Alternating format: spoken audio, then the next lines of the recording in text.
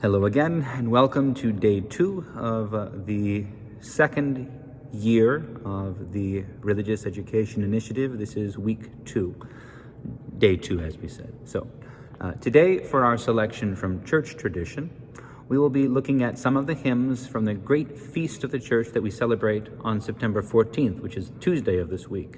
This is the elevation of the precious and holy cross. This feast commemorates both the finding of the cross by St. Helen and its recovery and return to Jerusalem in 627, after its seizure by the Persians a decade before. The Feast of the Cross is a strict fast, and it functions almost like a mini celebration of the themes of Holy Week, all distilled and compacted into a single feast day here in the fall. Or I guess the late summer, in September. So we'll read a few of the hymns from the feast day. First, the first hymn of the Kekregaria.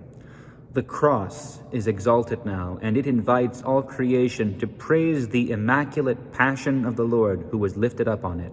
For when he slew on it him who had murdered us, he gave life again to us who were dead, and he made us beautiful, and he granted us to be citizens of heaven as compassionate, as being the one who is compassionate, due to his exceeding benevolence. Therefore let us greatly rejoice as we exalt his holy name, and let us magnify his divine extreme condescension, his love in lowering himself to us. So, then the second hymn of the Liti. These first two are both from the Vespers service, which will be done tomorrow night. The tree of true life was planted in the place of the skull, and upon it, eternal King, you have worked salvation in the midst of the earth. Exalted today, it sanctifies the ends of the world. Angels in heaven greatly rejoice, and men upon earth make glad, crying aloud with David and saying, Exalt the Lord our God, and worship at his footstool, for he is holy and grants the world great mercy. Then, also from the Vespers, the third hymn of the Aposticha. Now we're talking to the cross. Rejoice, you are the guide for the blind and the physician of the sick, O most precious cross, and also the resurrection of all who died, lifting up all of us who had succumbed to corruption. Corruption has been destroyed, and incorruptibility through you has blossomed, and we mortals were deified, and the slanderer has been utterly stricken down.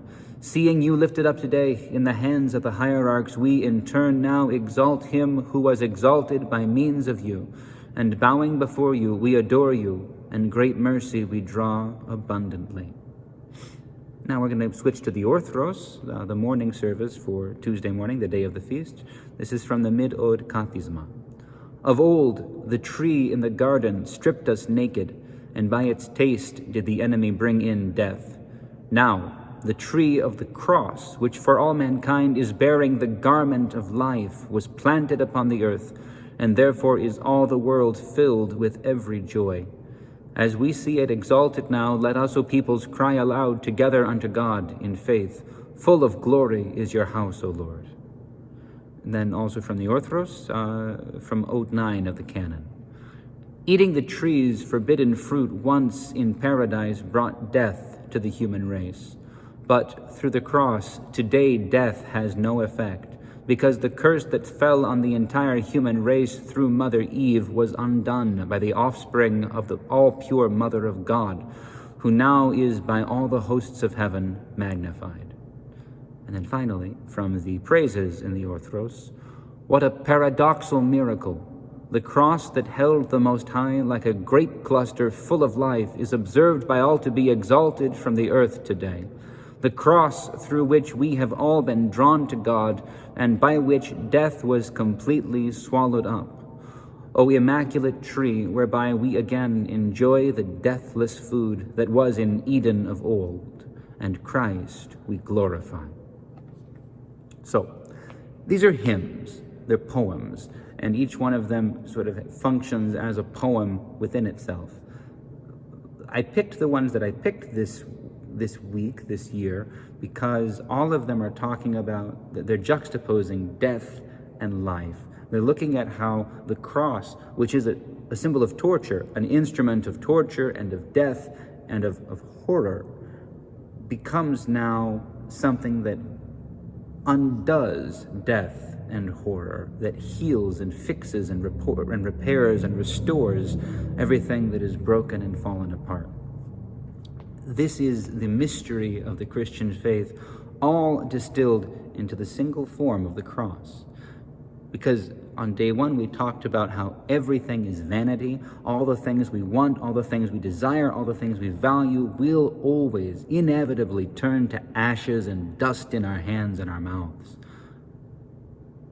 But in the church, in the symbol of the cross, we see the only remedy that is for that. Not to escape from this vanity, not to even escape from death, but to pass through death. A death to our desires, a death to our own will, a death to our own opinions, in obedience and submission and trust and faithfulness to God, who has come to us and by means of the cross, by means of death, has called us back into life. So we too, if we follow him, we lay aside all those desires. We let them die. We recognize that all those things we want will not satisfy us. And we hold fast to Christ. And as we die to the world, he grants us everlasting life. This is the only way that we can survive. This is the only thing in this world that is not vain and empty and broken. Only Christ can give us life. This is what the Feast of the Cross is about. This is why we read Ecclesiastes this week. That super depressing book that tells us clearly what the reality of our life is, so that when we hear the proclamation of the cross, our hearts and our minds are ready to understand that if we stop trying to hold on to control, trying to hold on to pleasure and safety and security and wealth and power and all the things that we seek in this world, if we can let go of that and simply hold fast to the cross, then the Lord will grant us all that we need, and it will be enough. So that's it for day 2. I'll see you all on day 3.